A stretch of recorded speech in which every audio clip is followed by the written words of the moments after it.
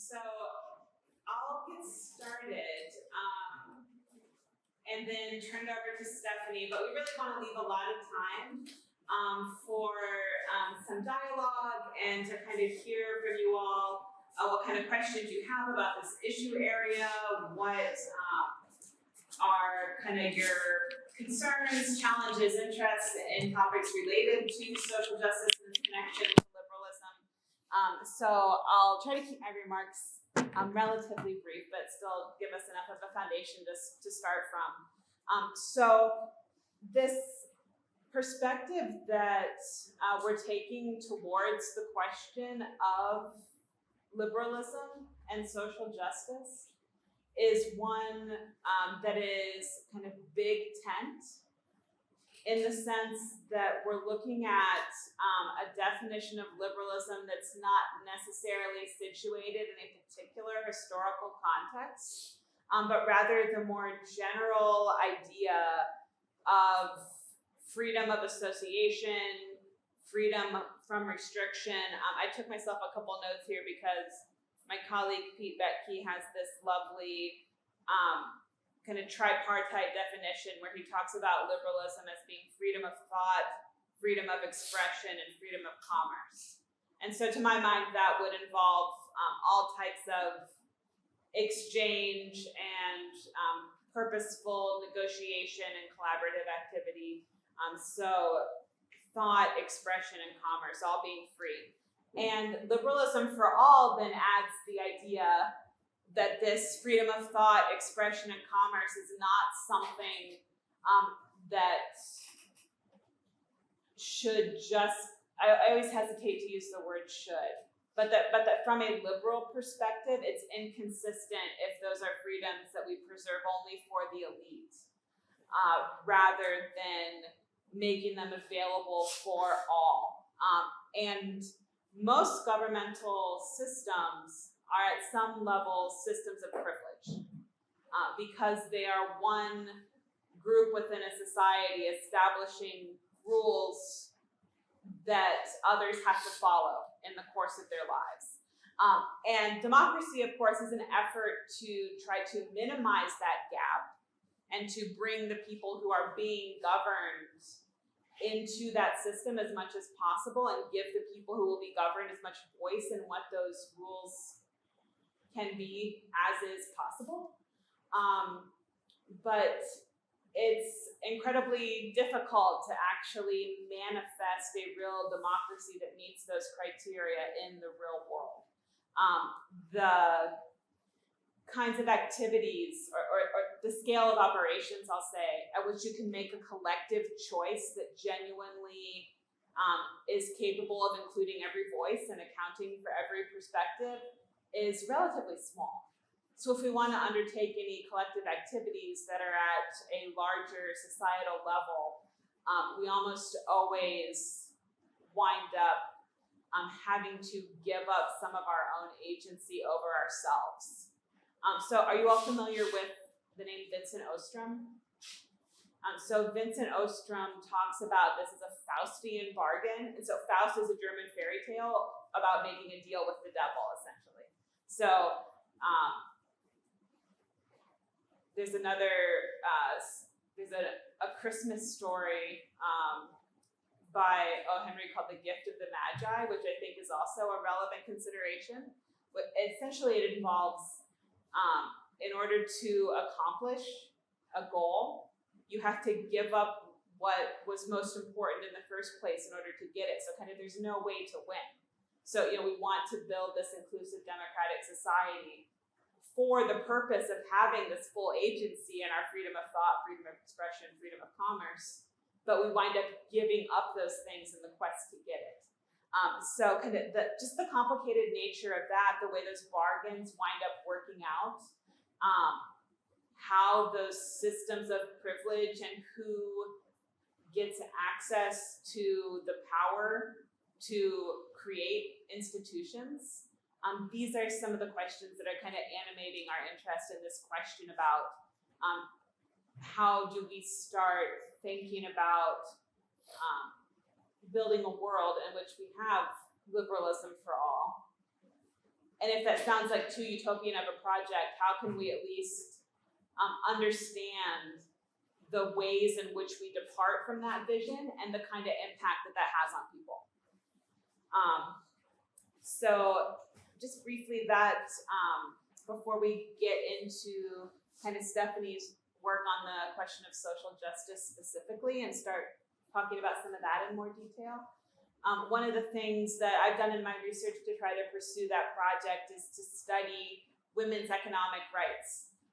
And most of my work has focused on the British and American tradition, but most cultures around the world have had some version of women upon marriage entering a household where their husband or the patriarch of the family then gets authority over them, not only within the household, but also in the public sphere. And so then women wind up experiencing these limitations on their ability to earn money, to own business, become entrepreneurs, to gather wealth that they pass on to further generations. Some of these restrictions even extend to not being able to leave that family or that marriage once you enter it. Maybe you need to get your husband's permission to leave the country or to get a job in the first place. So in trying to understand those kinds of restrictions and how they can be changed,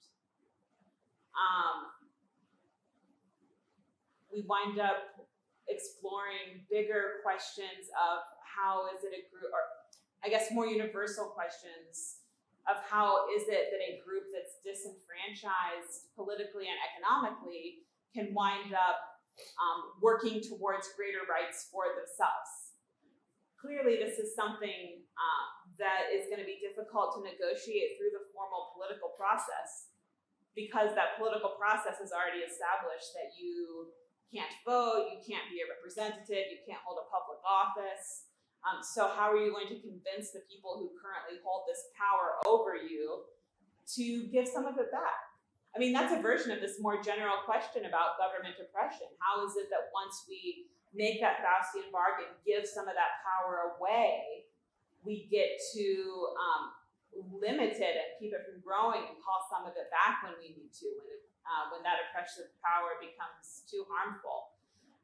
So I've studied a lot about the impact of entry to markets, the freedom that you get when you have the kind of economic independence to be able to make your own living. We were at Prosperity yesterday, another organization that is studying some of these issues about women's access to markets and all the regulations that still exist in India, like women in Uttar Pradesh not being able to participate in manufacturing bangles, even though that's always been kind of an industry where women have led the manufacturing.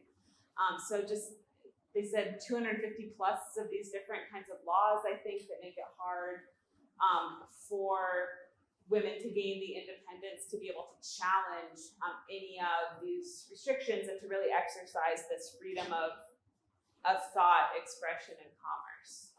All right, so I want to stop there just so I make sure to give Stefanie plenty of time to set us up with the social justice.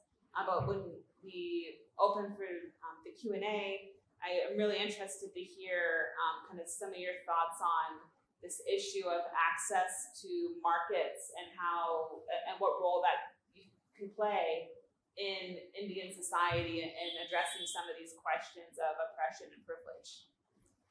Awesome, thank you. So yeah, I think this notion of liberalism and how do we expand liberalism, right, for more people, gets us to these questions of what happens when it's not available for certain groups, right, as Jayme was getting at. And can everybody hear me okay? And then that we get to start thinking about what happens when there are sort of maybe systematic groups or activities or people that are excluded from markets or government or civil society, right? So I've always been interested in these kind of messy questions of how do we, kind of, as Jayme mentioned, right, kind of petition for our own rights when they don't exist? How do we rethink some of these rules that maybe worked for a while but aren't working anymore? And as we kind of think about liberalism in particular as something that gives us the space and the curiosity to figure out what we want to do and how we can contribute, what does that mean when there are restrictions on that space? And so, those sorts of messy questions have always been the ones that I've been interested in. And so that led myself and my co-author, Virgil Storr, to work on a paper, and we've kind of done a series of papers and hopefully more on this issue of social justice, because it's a very tricky, controversial topic, but I also think gets at some of these really important things that we need. And so first we looked at Haeffele, who says quite a lot about social justice. And he also says quite a lot about what it is to be in a liberal society, what's the importance of freedom, and kind of thought pretty carefully about a lot of these issues, even when, and I'll talk about what social justice was quite narrow. And so first I want to kind of talk about Haeffele's notion of a sphere of freedom that each individual needs. And so one of the reasons why he cared about a liberal society was that this sphere of freedom allowed people to figure out what they wanted to do, how they could contribute, make mistakes. And that agency, right, not being able to just told what job you have to do or how you may contribute, was sort of where all the magic of humanity and prosperity and progress kind of comes out of. And so he talks about this sphere as this thing that needs to be sort of kind of legally protected. So that might be through property rights and some other things that we get to play with that. And it means that the sphere also isn't the whole world. And so our sphere of freedom can't interfere with your sphere of freedom. He doesn't talk a lot about the shape and the size of what that sphere is though, right? And so maybe any freedom is better than less, but sort of how big do we think about those ideas? And so this concept, I think, is a really interesting one when we think about the sort of adaptation and experimentation that we need in freedom. So then he goes into social justice, and at the time of his writing in Law, Legislation, and Liberty, where he really digs into social justice, and the title of the volume that digs into that is Social Justice is a Mirage. And so he kind of forewarns you of what he thinks about the topic. Social justice was a pretty narrow concept. So it started out focusing on the need to redistribute wealth because of systemic injustices that the market provided.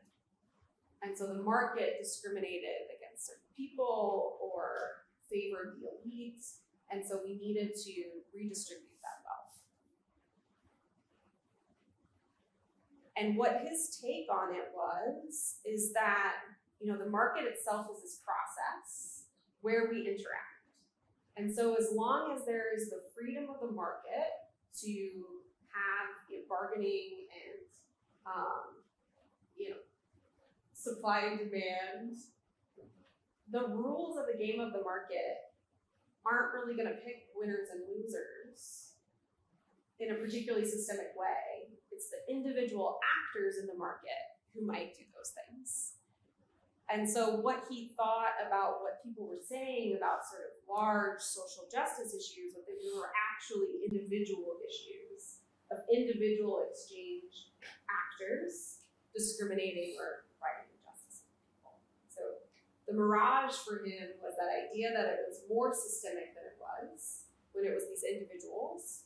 And then for him, that meant that we just need regular justice, right? We can use courts and other mechanisms to deal with the individual issues of injustice.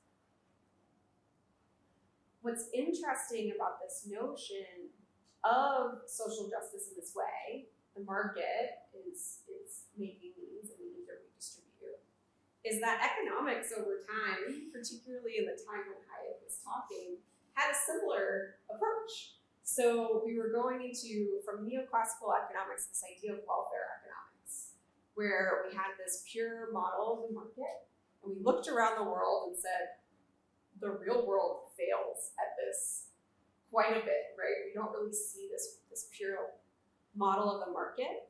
And so there's all these market failures. And what's the best way to deal with those market failures? Government intervention to fix it. Because we can kind of be able to identify those issues and fix it.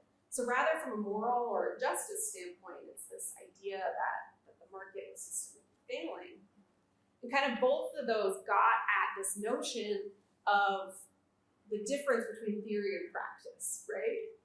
We have this really easy model of the market. The real world's complicated.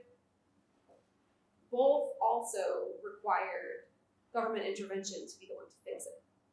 And interestingly, even I'd say economists that maybe wouldn't like social justice, but are welfare economists, they would come up with the same reforms of redistribution to fix those issues. What we've seen over time is that those don't really necessarily fix those issues because we have issues of public choice, special interests, this notion that we have to try to convince people of power to give up some of their power, right? And so what Hayek was looking at was he was seeing all of these types of reforms that we say in the name of social justice, or maybe market failure. And he was worried that they would actually reinforce the winners and losers that were already existing. And so he was very worried about kind of using that rhetoric to kind of implement these reforms. And I think that's right in many ways. But I think there's a few ways where over time the theory of social justice has changed. So we need to update Hayek from what he's saying. And then also kind of looking again at not spending too much time in the theory, but more the practice of the real world markets and see if maybe in the real world there's maybe more systematic issues that we might have. And so first, the definition of social justice was really kind of transformed over time within the kind of interdisciplinary context of the theory, that it's now not necessarily just about economic wealth redistribution, but a recognition that wealth and power imbalances are the primary problems. And that opens up not just market exchange, but civil society and government as well as we think about some of these issues. And so now I think using that definition of social justice and our understanding of public choice, we might actually be able to have quite a big conversation about what that means. And so in our paper, we talk about a few things. So first is when we think of the market or civil society or government as a set of rules of the game, and we're thinking about real world rules of the game, we know that there are trade-offs and compromises that happen from the beginning, right? As we're trying to think of new constitutions or new societies, and think of all of that kind of stuff. And so if we are primarily concerned with the rules of the game being set up fairly, and then injustices happen at an individual level, that works, but we've got to look back at the rules and see if those rules genuinely are fair. And then we might be able to say, actually, hey, there might be some systemic injustices that are going on. And so what I hope to do is kind of push that lens, not just from the market, but kind of back at government and the different power structures we have, and be able to say that we can kind of get stuck in this set of rules that might bias particular groups of people. And I think we look around the world and we see many that are important these days, right? We have police brutality being one that is now a matter of social justice that wouldn't have been back when Hayek was looking at the term, right? Because that wouldn't have been a market interaction. You have issues of hierarchy and elitism, right? And this idea that we sort of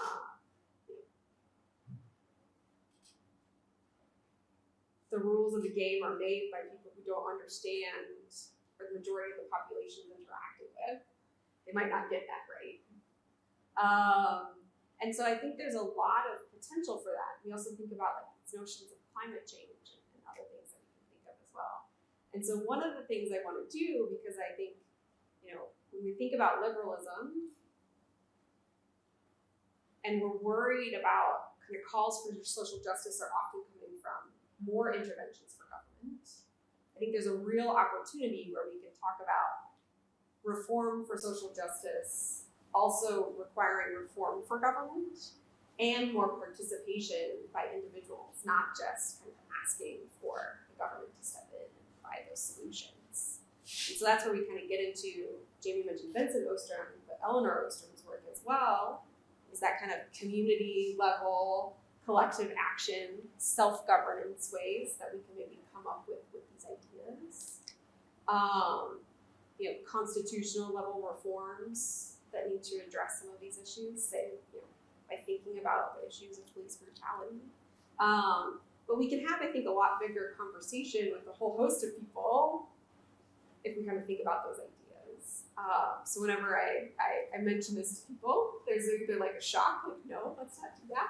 Or, yes, but it's really, really hard to tackle these issues. But I think they're particularly the ones that liberalism should care about the most, right? Because if we're thinking about how do we get more people spheres of freedom, we really have to address some of these tricky issues. And so one way we use that in the paper that we can talk about is Hayek uses this idea of the game and he takes it kind of all the way through. So if the rules of the game are correct, then it's just individual players. But then we get to start asking a lot of questions. One, is the market one game or multiple games? How do we figure out where we best scale that? What if the referees are bad referees? Or what if we need to change the rules of the game? So in gymnastics, Simone Biles came in the US and was amazing at everything she did. She was very good. In golf, Tiger Woods came and changed the game, right? When those people came onto the scene and changed the way we thought about these types of games, the rules were changed to make sure they didn't win all the time. It made it a little harder for them to because they couldn't dominate everyone. And so that opens up, if we're going to use that analogy kind of all the way through, right? We get to ask a lot of questions about how this is an active process that we need to keep tweaking, keep looking at over time. So that's kind of like the big overview of the paper. I'm really interested in kind of getting a sense from you, what are the social justice issues that are prominent in India? How do you see them? Similarly to the US, is it typically a government reform that is being requested? And what do you think are some of the alternatives that we can dig into that might be, at the market level or the civil society level? Are there these particularly thorny questions that you think are important? There's a bunch of ways where we can kind of, freer markets and exchange on a margin are important, but how do we kind of bring in some of these social and moral issues as well? So hopefully we can have a robust conversation with each of us. If you have questions, you can raise your hands and we can move on. Yeah, also, Sorry. People who joined us recently, can you just quickly introduce yourself? I'm Shaurya. I just completed my bachelor's in economics. I'm going to the graduate school for my master's next month. And I was at Don University last year. Great. Thanks. Myself, from Delhi University, pursuing political science. So good afternoon everyone. Myself Lemke. I'm currently pursuing my bachelor's in political science. I'm in third year and I'm really eager to know more and gather more knowledge from this session. I think we've covered everyone here. Questions? So you had a question? Sorry. Sorry. Also going to the morality question that we raised here, is that I find, since I'm an economics student, I find that a lot of the efficiency arguments end up relying on utilitarianism as a moral force, right? So like that, at least that's how it looks to me. So what is confusing to me about liberalism is that although the end results are same, is that you should let the markets be fair, like regulated, but don't be interventionist in nature and all of that. But the paradigm is different. So one is talking about from a utilitarian efficiency perspective, the other is talking about from a like freedom and a liberal perspective. So my first question would be: is there a way to reconcile those two different paradigms, which you mentioned welfareism and social justice, and how their policy prescriptions also ended up converging, even though they were looking at it from different ways? So is there a way that we can reconcile this efficiency argument and liberalism in this context as well? Yeah, so one way I think that this is important to dig into is through institutional analysis, right? So we're trying to all interact together, do what we want to do, but also get the benefits of everyone else as well, right? And so we can ask the question of what institutional settings get us that more likely than the other, right? And so in markets, we have people, exchanging on an individual level, kind of coming up with what they think the rest of society wants, finding out if that's true or not, right, based on profit and loss. In, say, government, if you take it to full central planning, you've got a few people making those decisions for everyone, right? You've got kind of in between posts. And so one of the things that I think is powerful about markets is it's incentive compatible with the utilitarian argument without having to rely on experts making the decisions. And so it is our freedom to create and experiment and come up with new ways to provide goods for others in order to fulfill our own goals that gets the progress. And so it's the freedom that gets to the efficiency is an interesting argument, right? And that because of that, one of the ways that we kind of think about like why that's true is in Austrian economics in the calculation debate. And so what Hayek and Mises and others contributed was to say that it's actually through those interactions that we figure out what's most efficient, what's most productive, through the kind of characteristics of having clear property rights, prices, and profit and loss is how we actually bumble into the most efficient thing. What's really interesting to me, and I think this is true with welfare economics and a lot of things, is we take this notion of efficiency that we can see at the end, and we try to apply it into industrial organization, government, and other types of reforms as if we could know from the beginning what's most efficient, right? And it's actually the messiness that gets to the efficiency. I think about that a lot through, say, like economies of scale. If you talk to people who are really focused on policy and politics, they tend to forget that economies of scale is a hill shape, right? So we get more and more efficiency, but then it gets too big and it gets inefficient, right? But we forget that when we think about government because I think we're in that idea of trying to replicate the outcome rather than being okay with the messy. Right. I don't know. Purely efficiency lens. And that also justifies a lot of intervention based on the things that you said. So perhaps if you change the lens to be more liberal in nature, then there are many interventions which theoretically may get you to a more efficient point, but that may compromise on individual rights, so you may not just end up doing that in the first place. And how many times do we make interventions thinking that will make it more efficient, and then we never go back to check if we actually did, as well, right? And so I think that gets tricky as well. I think that really gets at the market process point rather than the static view of the market. I had a quick follow-up question what we were just discussing here. Since you asked about in Indian context, so even in Indian context, we have the social institutions of caste structures, right? In that, essentially, completely different rules of the game exist to begin with for those people. But what happens is whenever the government intervention is what was given here, is what is normally asked for, the government will come and break those social institutions and governing rules of the game equal. It's almost always more beneficial for the government to not actually solve the problem and to retain them because it essentially for them becomes a golden rule, right? And what's happened historically for India is instead of solving the problem for one group, which was historically disfranchised, the government realized, oh, I can look for other groups also and maybe keep making them my golden case. Because if party A has, say, one group of disfranchised people, say, no, the social institutions are horrible, it's true, we'll come and rescue you. Party B will find another group which might be just a bit better off than them, but equally bad, and they're like, no, we'll help you if you guys give us the goods. Right? And as you're saying, like, once you have the government come in, how do you guarantee that the problem essentially is going to get solved? Because they might not have any incentive to solve the problem to begin with. Right?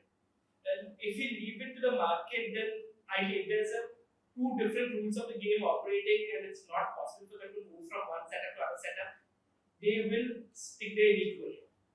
Right?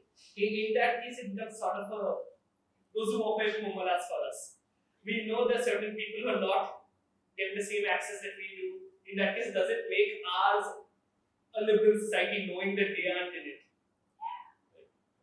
Yeah, I think that's really important. So I was thinking of a few things while you were talking, so let me get my thoughts together. Sorry, the jet lag is real, so I apologize. I can briefly respond and also ask a couple of more questions. Is when it is true that government intervention doesn't work, and we understand public choice argument that how it can lead to competition among many political parties to who their voter vote base. So government intervention, we understand that maybe not desirable, but the question remains that how do we address the discriminatory rules of the game, and we compare the rural versus urban. So in the urban arena, yes, it's lesser unfair for lower caste. I mean, a lower caste person, for example, can go to a restaurant and they would serve him food in the same crockery, in the same cutlery, which is not the case in the rural area. They will not ask anybody, their task before serving. If the person goes to, let's say, barber shop, and there was a very famous incident about Dr. Ambedkar, who was one of the key members of Indian constitution makers or fathers of the nation. That the barber refused to, give him a haircut. So those sort of instances no longer happen in the urban areas, and we also, as Indian liberals, have cite these instances, although we haven't done any kind of database study. But anecdotally, we know that urban areas may be less unfair. But the left continues to, cite whatever discrimination happens, that look, there is discrimination. It's not perfect, it's lesser than what it is at other places. But I think the question that we often face is no, there is discrimination, but the forms of discrimination is very different from what it is in rural areas. So one question is that about measurement of discrimination, how do we go about that? And second is that the accusation that form of discrimination is different, and hence government must do something. I think those two are challenges for liberals. Yeah, I think that makes a lot of sense. Do you have something in there? Yeah, it's I think the government must do something reaction. I think is where a lot of the tension in some of these debates come from. So I just finished reviewing a book on more contemporary in the last 50 years women's rights policy in the United States. And a lot of this is grappling with the same kinds of questions, because we observe particular behaviors, say women not being promoted as frequently in the workplace is one common example, or the gender wage gap is another very similar example. There's often a very quick jump to the, since we've identified this situation, there must be a governmental solution to it. And that jump happens before we ask the questions of what actually caused the problem in the first place. And if we don't even know what actually causes the situation in the first place, then we can't know what kinds of solutions might be feasible, might work. And when you compound that with the fact that there is often kind of a forgetting of the vast space that exists between doing nothing and asking a very high level government to solve the problem, we wind up getting into this situation where we're using the most violent and powerful tools we have to solve every problem. And that does not always help people. In fact, that can make the situation worse, especially a population that's being discriminated against. If you now have the force of the government coming down hard on everybody who interacts with that population, if they don't do it exactly the right way, you can wind up actually kind of introducing a lot of really regressive effects into the system, and all of a sudden it gets worse for those people. So I think trying to answer that question first of what are the root of these problems, and I think Stefanie hit on exactly what the approach should be to that, which is to try to identify what the rules of the game are. Then we can start to understand, is this a cultural problem, is this a social problem, what scale is it happening at, and what is the interaction of that with the political system. It's rarely going to be 100% political, so we have to look at multiple margins of action, multiple margins of rules at once. This is a very, very big set of questions. So I don't know, that's just kind of a start of answering some of these issues that you all have raised about kind of leaving things to the market and how we figure out and measure exactly what's going on. Just one more thing, if that's okay, because I think that question of how do we know what's going on and how do we know that it's a problem is a really big one, and it relates to your question about utilitarianism. Because any utilitarian philosophy is taking some expert vision of what is valuable and assuming that that is the set of values that the entire society shares. So actually the first major political problem is the negotiation of values. What values can we share? And so many of these approaches start out by assuming what the values are and assuming that they're the same as the experts.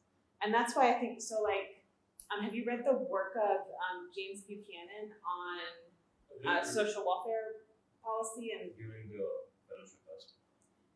so he is, as you know, very against this idea of being able to measure social welfare or kind of know as an outside expert what is best in a society. He thinks the only way we can know that is by allowing it to emerge from exchange between the individuals in that society. And so I think he would say that those two positions, they can't really be reconciled. The reason why the utilitarian market efficiency folks wind up making a lot of the same recommendations as market liberals is almost just an accident. It's just because markets are an area in which assuming that people are looking for financial benefit and valuing financial benefit as a key metric that's like a relatively safe assumption. Most other areas of society, that is not a safe assumption. There is not that kind of uniformity in value of what people are looking for. So that kind of efficiency, utilitarian efficiency approach just gets worse and worse the more disagreement there is about what values are shared and what we should be valuing as a society. So yeah, I think in a way you kind of hit on the first fundamental question of just how do we figure out as a society what we're willing to invest in changing this problem.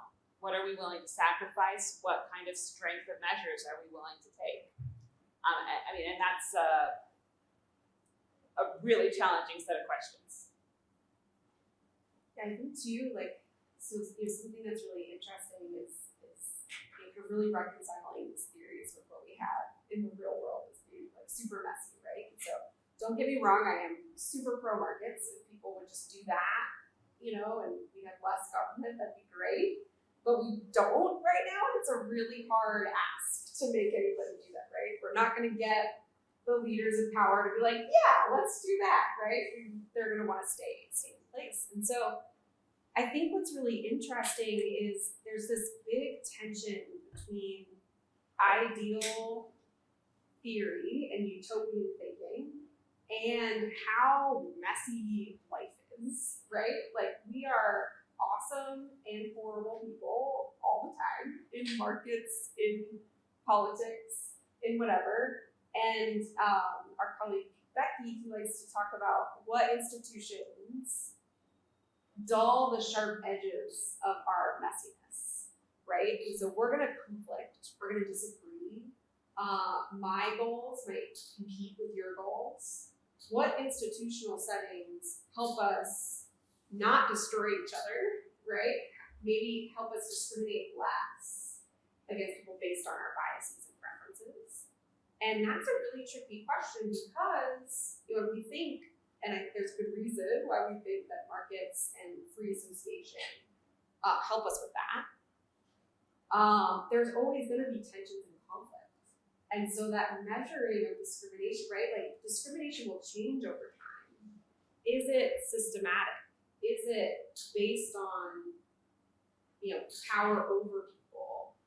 Is it, those I think are the types of questions about which types of discrimination matter more than others, right? Because it's really messy to live in the lives that we have, right? There's a lot of tensions and conflicts. And so a question I think about is, as you said, even when you get reforms, they maybe are shifted to be for the voter base.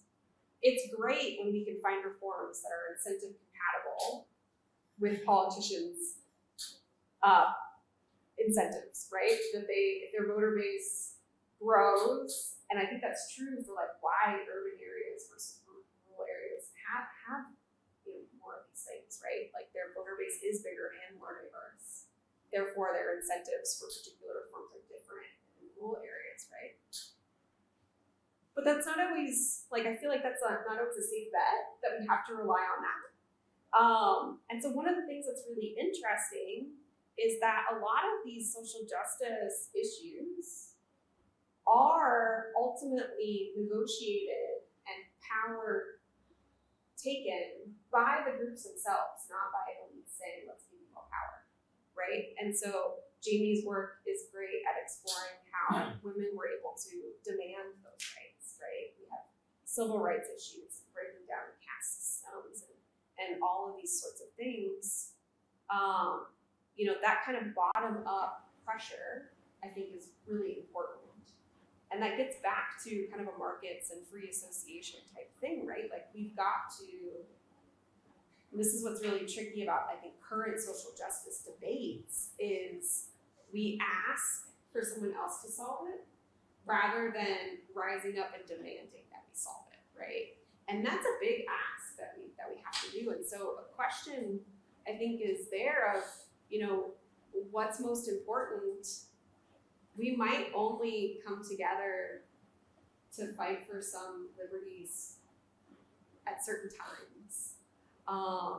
And how do we really shift the narrative to get at that point of, are we all really free unless, am I really free unless we're all really free kind of question, right? Because we can't even really imagine the type of society we would live in, the type of innovations and progress we would have if everyone was truly free, right? We've never had that. And so how do we get to that space, I think, is a tricky one.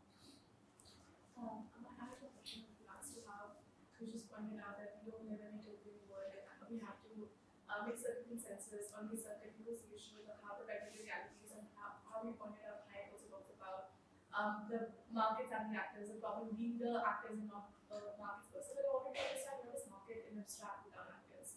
The fact that there is an imperfection in the market because of actors, there is an imperfection in the market itself. How do you draw a binary between theory and the practice? The failure in the practice would not mean a failure in the theory itself. I think that gets at to a point of sort of what are the real world markets looking like. You know, so many of our market examples are actually crony capitalism, right? Or this notion of a type of capitalism that's different than a free market. So we're picking winners and losers, and we've got vested interests, and all of a sudden those actors making injustices kind of set the stage for a whole lot of things, right? And so I do think that's a really interesting question of, you know, so we say, if we take this Hayek's notion of a game, market as a game, if the rules are fair, the individual actors are doing it. So we say like, okay, well, what if the rules aren't fair? We need to be able to identify and change that. What if the referees aren't fair or have systematic knowledge problems that make it so that we can't institute that? But the other question is, if the actors, I guess the question would be like, is there a critical mass of actors that you could then say make the game unfair? And so, you know, if so American football, like years ago, there was this controversy about inflating the footballs, which gave an advantage to a certain team. It's like inflation gate or something like that. I don't know. It had one of those terms. But Does anybody watch American football? Not really. it was a ball that was You said inflated in a particular way. We didn't know if somebody was cheating, is the basic idea. Yeah, but it turned out many people were colluding together to cheat, right? And in that sense, it's not just individuals there's groups being injustice too. And so I think, you know, what's interesting about, you know, so Hayek makes these interesting, really subtle points about social justice, and he's more subtle than a lot of people think. But at the same time, he misses a lot of the interaction that I think there's a lot of room for research to dig into. Like what happens when all of a sudden a few people can make those decisions.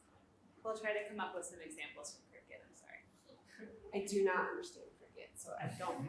My examples It might take us be some time. fantasy. Jen? Okay, yeah. I have two related questions. One is that it's interesting you said that it's worth going back to check the rules of the game and if they're fair or not. And you mentioned that the problem could be political, social, cultural. So when the problem is political, it seems to be more straightforward. You know, that here is where the problem is to step back. But say you situate those problems, which is very unlikely, but imagine you are able to situate all of these issues primarily in the social and cultural level. Then where do we go from there? Because I'm just thinking that, as you said, that when it's situated in the social and cultural level, it's not the society that you decided to create or I decided to create. It is what it is because of the, take the Hayekian notion, because of the interactions of billions and billions of us. So it's a reflection of how you and I are at this point in time. So is there even, and there will be winners and there will be losers, sure, but there's no one person deciding, and there is anyway hard to build any consensus on what's just and unjust. Do we then let it be? That's one. And the related question is, do you think, like, you know how they say that in a marketplace of ideas, the most meritorious ones, they tend to win out. Do you think that over time that's also at play with just outcomes? That over time we are becoming more just or more moral? So for instance, from viewing homosexuality as an illness to not so much, from women being much worse off in say the 19th and 20th century to say not so much, from having gladiator fights to knowing that's a problem. So I'm just wondering what your thoughts on this. I think just letting it be, one of the ways that can manifest in the real world is actually by letting a lot of different groups experiment. So Hayek talks about these experiments with ways of living. I think that's a more practical solution than it might sound. Just even something like, so I went and visited a university in Guatemala, and one of the folks there was doing some research. There are the last of the indigenous Mayans live in Guatemala, and he was visiting some of those communities, and essentially a lot of the people living there had not encountered the idea that women could become educated. And they had had some of the young men in the community travel to the United States for college, and they came back and basically told the community for the first time about the idea of women's rights. Like, hey, we learned that some people do this super differently. Is this something we should talk about or consider? And so just that idea of when you allow that room for experimentation, being able to learn from other people, I think that can often be a more effective vehicle for change because it allows us as individuals to learn over time. There's a natural human resistance to change. It incites fear. It threatens people's positions and what they currently hold.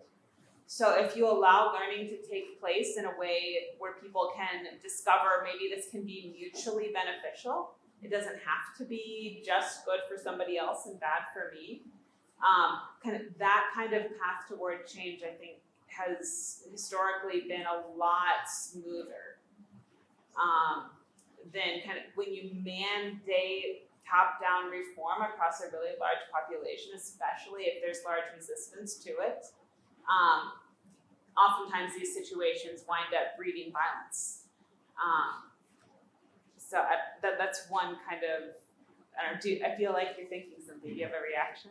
No. I agree with you, absolutely. Yeah.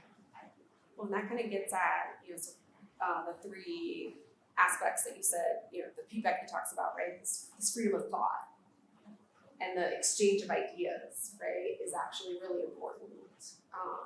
And how do we tie those back to our cultures and our morality and see where there might be gaps that we can tweak, right? Because I think it's not necessarily just, places that are more market oriented, you should adopt what they do, but how do we see how these fit within our societies, right? And I think another Becky paper that's also with Chris Boyd and Pete Leeson is called Institutional Stickiness. And it talks about how these cultural things can stick a little bit more, but reforms that have some sort of underlying impact, are going to be the most successful.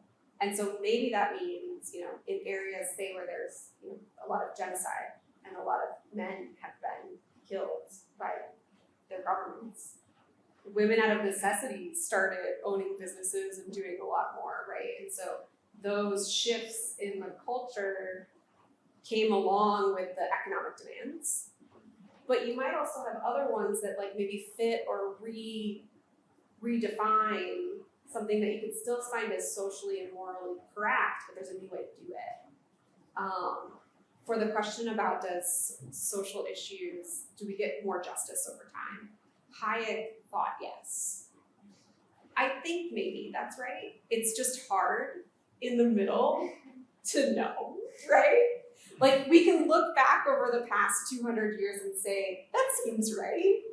But right now you have backlash and polarization and fear and costs. But I do think, what's interesting, right, is when our social science and our science and our morale, all these things kind of go together, right? We learn some of those things over time. And so for the sake of, I guess, my career, I would love truth to win out, right? And like truth and justice to be those things, but it's really tricky to kind of just like hope. Political regimes have a lot of power to slow down that kind of process if they prohibit experimentation on a particular margin. So say you have a really strong rule like no person of a particular religious background can work in a particular industry. That prohibits the opportunity to ever learn that that can possibly be a system that works. So that really slows down the potential. My question is actually similar to the first question Jayme asked. About you mentioned about different rules of the game, but those rules might be different even there's no political barriers whatsoever. There's a social, familial, individual preferences might act as barriers that lead to seemingly socially unjust outcomes, but are still completely voluntary. Is there something that needs to be done about that at all, or is that just a natural outcome of preferences and other social pressures that might exist that influence your choice through a variety of incentives? I think that gets back to what Jamie's point was about experimentation, right? So, I think this notion of entrepreneurialism, we know it really well in the market. But how we change and adapt has to do a lot with moral entrepreneurs, social entrepreneurs, political entrepreneurs. And so I'm not necessarily sure, like, it depends on what needs to be done, right? And by who, but there's really interesting examples of people making those connections or those changes and being able to from the ground up changing those processes, right? So I think that would be an interesting way to look at it. Trying to think of an example. Well, and it depends on kind of what objective you're trying to achieve. So if you are just trying to survive as a society, your answer is to, you might not need to change that system in order to continue to survive. But if you are trying to build a liberal society, then the answer to that question might be, yes, we do need to change a particular system because it's incompatible with being able to achieve liberalism. So I think that with the need question, you always have to answer kind of what are you trying to work towards first, and then you can address does it need to change. And then Short response. I think also Short response. No, but I think like liberalism and one of the things that entails is property rights and freedom to trade and exchange. But your conditions of trade and exchange might be extremely discriminating in nature. Say, I think whether it's the 78 I think the US there was this recent 303 creative that website maker case who didn't want to make a wedding website for a gay couple. But that is a private property right and right to trade and exchange, but arguably socially illiberal. So those sorts of instances also. Yeah. What's interesting with the politicalization with stuff like that, right, is you can imagine in a market over time, you might get particular customers that you're making that stance, but you also might lose customers that don't, right? And so that, how quickly do we get rid of the discrimination? And that goes back to like the different kinds is an interesting one because at any given time, we're in the middle of that negotiation, which gets pretty interesting.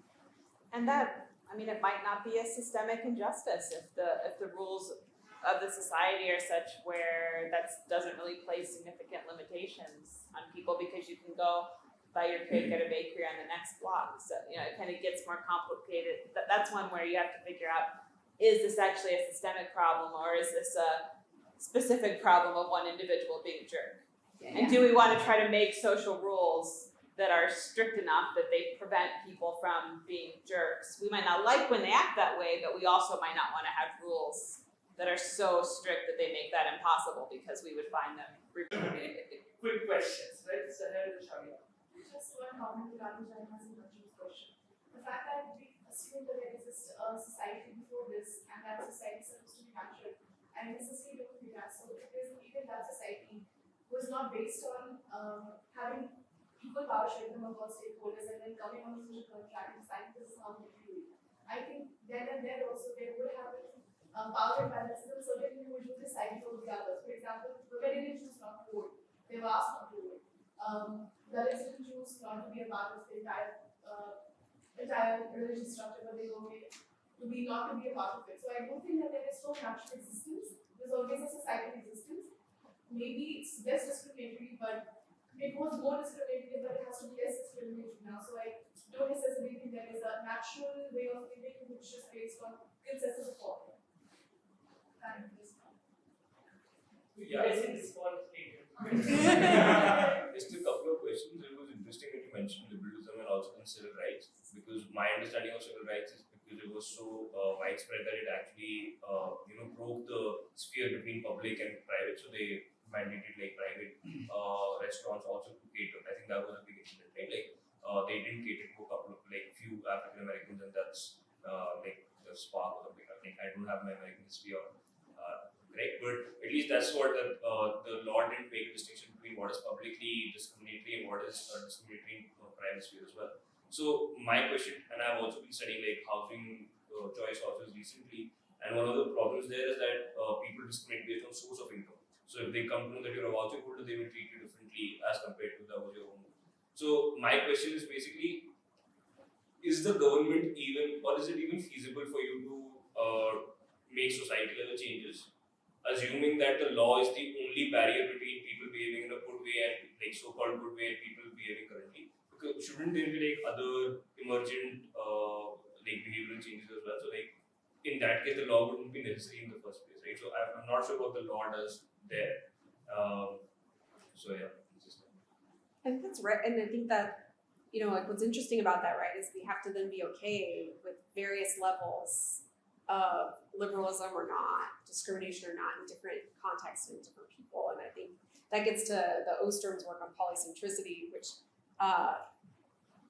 can feel very uncomfortable when we kind of want justice for everybody, liberalism for everyone, right? Like that's a tension that we have to be willing to live with those conflicts and tensions.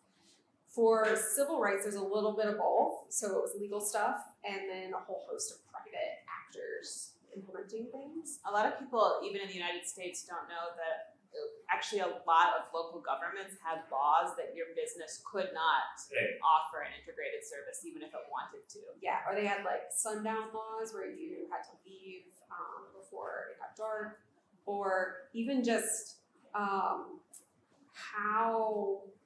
people in the federal sense, white men counted as a single person, and non-white men counted as 2/3 of a person, right? And so like those sorts of amendments and those sorts of things needed to change, I think, in order to get those kind of things going. But what was like what's interesting, right, is we then have these ideas of stickiness. So Jim Crow laws were abolished, but they were still enforced for a while, right? And then you have to worry about that path. So it's kind of twofold. But yeah, how willing are we to fight for liberalism, but also tolerate maybe pockets of illiberalism is a really interesting question that is hard to maybe like, I have feelings about it, but I know probably the experimentation is the right way. On your question of, are there other routes to change other than like constitutional amendments? There's a book that a lot of you might be interested in. I can share the title to be distributed, but it's by our colleague Michaela Novak, and it's called Freedom and Contention, and it's all about the role that different social movements have played in changing attitudes, and sometimes in bringing about legal change, but also in bringing about all kinds of other change. One of the major kind of forces for civil rights prior to that legislation was that there were private organizations that would get together to provide public services for the populations that were being denied them. So you can get this kind of civil society and other kinds of movements that can have a really substantive impact even, and often that needs to happen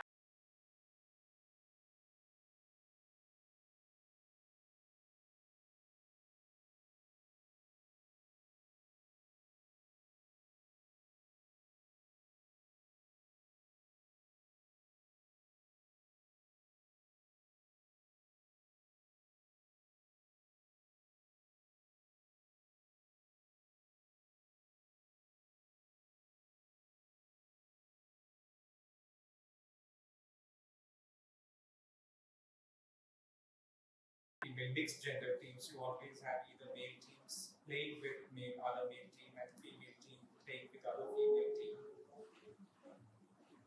And I think the assumption is that male and female have different kind of bodily strength, physical strength. But that can also be true about nationality. So, when different countries play in, let's say, Olympics or Commonwealth Games. So a South Asian team playing basketball with a European team, and everyone knows that genetically or the average height of a South Asian male is shorter than a European male. But isn't that then rule of the game also unfair? Yeah. So how should we think about rules of the game? I mean, is it just gender-based, but also, or in terms of strength, would be more objective then? This is really tricky. So the more I think about the analogy of a game for the market or society, the more I dislike it.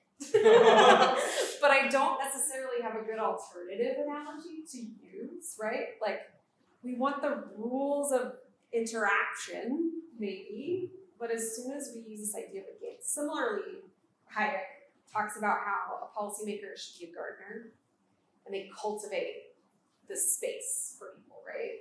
But like, gardeners cut things down and plant things in particular places, right? As soon as you use these analogies, it really breaks down. And so there is a bit where if we use those analogies, it allows us to wedge in discrimination or different groups or different places. Where I think really the market, like, I would suck at basketball. I'm very short, right? Like, I have a hard time reaching cabinets. I'm definitely not going to be able to get anywhere near that, right? If I only could play basketball, I would not succeed in life. But the market's actually about figuring out what you're best at. And so we need a better analogy, I think. But I don't have one. I'm always suspicious of, I think a lot of those categories that are used to like create the different games and become a part of the rules, they really come down to like, what margins does that culture find it acceptable to discriminate on?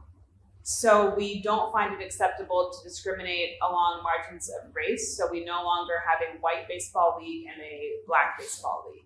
We do find it acceptable to discriminate along margins of gender in this. So we do have a men's league and a women's league. Is that really the relevant criteria? Or should it be something like height and weight? Should we have a over 200 pounds league and an under 200 pounds league for football, something like that, where being big is important to it? If a group of people genuinely can't compete, you don't have to make a rule that says they can't compete. They just won't be able to compete.